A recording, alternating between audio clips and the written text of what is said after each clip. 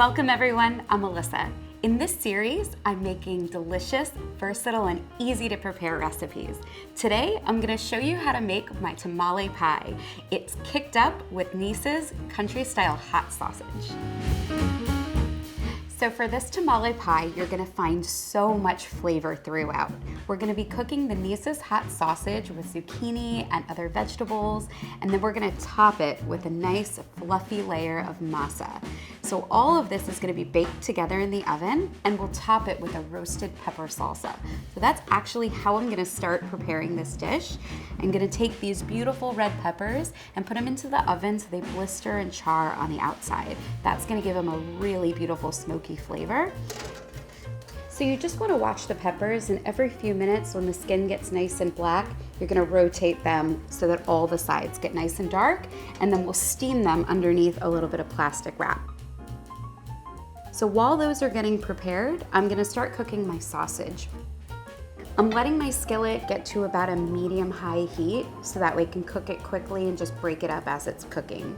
I'm gonna add just a little bit of coconut oil, but you can choose whichever cooking fat you like. I chose to use the hot sausage because I wanna kick this up so it's gonna have some good spiciness throughout. I'm gonna add in just a little pinch of salt while this is cooking to enhance the flavors. I have a strainer set up so that I can let this sausage cool and also remove the fat so that I can use that and separate it. In with the sausage, I'm gonna add some zucchini, some poblano pepper, and some onion. So I'm gonna start by cutting up my zucchini.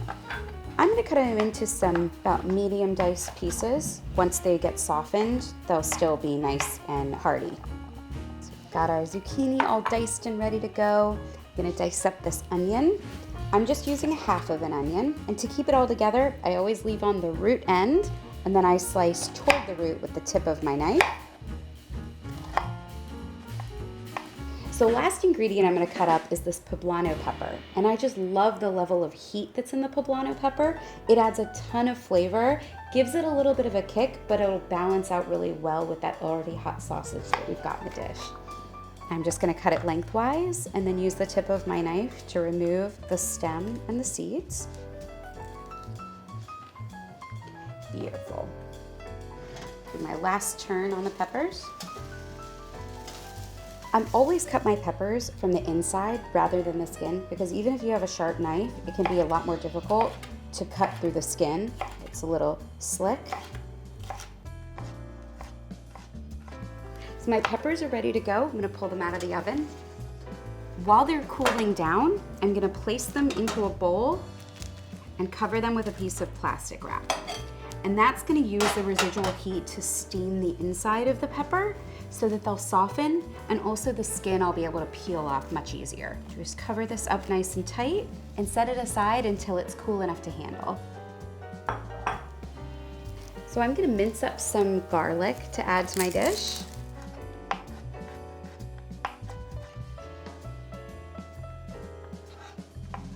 I'm gonna start the heat in my pan once again.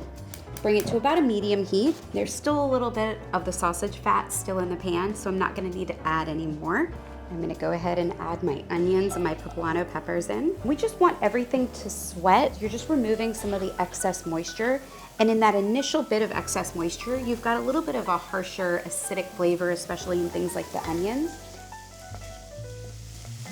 So next I'm gonna add my dry spices. I've got some cumin and some ancho pepper. My next thing is going to be some tomato paste. So move everything around in the pan a little bit, and when you see the tomato paste tint in color, then you can start to add your zucchini. And then next, I'm gonna add some chicken stock. And because it's gonna stew for a little while, that's why I didn't want to add the zucchini until just before I added the stock, so it won't get overly tender and mushy. So I'm just letting this come up to a really nice simmer, making sure it's bubbling throughout before I add the sausage back in. I'm gonna lower the heat a little bit and let that go for about 10 minutes. So as my sausage mix has been stewing, it's just filling my kitchen with this beautiful aroma, and it's gonna be a perfect base for this masa topping. I know that I need 1/3 of a cup of the total fat that I'm adding into the mix, so I wanna measure this out first, see what I've got, and if I need to, I can add a little bit of coconut oil to just bring it up to that 1/3 cup. And it looks like I'm almost there. I could probably use just about a teaspoon. So now that we've got that, I'm gonna add my other wet ingredients. I'm gonna add 3 eggs. It's really best if your eggs are room temperature for this. Otherwise, they won't mix into the fat as easily. And then we're gonna add a 3/4 cup of milk. So now for our dry ingredients. So we're using masa, and to the masa, we've got about 1.5 teaspoons of baking powder and a pinch of salt. And I'm just gonna dry my whisk a little bit before I whisk these together, and that will combine.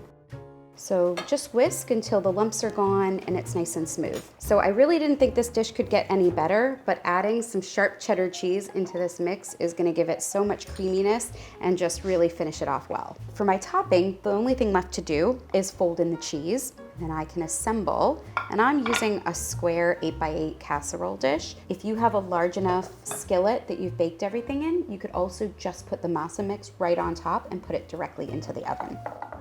So I'm just gonna spread this down, make sure it's nice and even, then we'll top it with our masa mix. So this is gonna go right into the oven at 375 for about 30 minutes.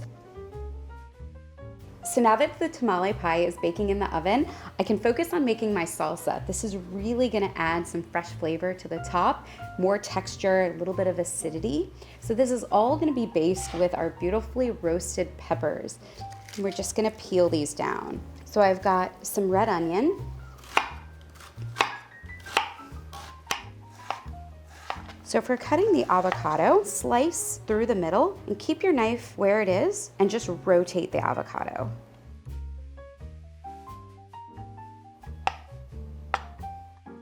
I'm just gonna dice this up, follow that with my pepper.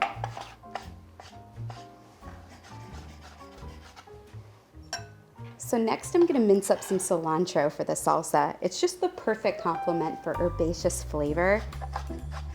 Next, we're gonna add in some lime juice, and I like to use a pair of tongs to just squeeze out the juice. Next, I'm gonna add in just a bit of my red onion and a pinch of salt. Give this a nice mix. So my salsa's ready. I'm gonna put it into the refrigerator because I like the balance of a chilled topping for a nice warm tamale pie. It just makes the perfect balance. So you know that your tamale pie is ready when the masa has baked up really nice and fluffy as it has here. So you can touch the top of it and you can tell that it's light and fluffy underneath, but it's not mushy. So you want that to fully cook. The cheese is also melted really well throughout, and we have our salsa. It was in the refrigerator for at least about 20 minutes, but having that nice chill to complement this warming dish is just perfect. You can also vary the heat level if you want to use the Neese's hot or the Neese's mild country sausage. It'll be delicious. So make this your own. I truly hope you enjoy it from my kitchen to yours.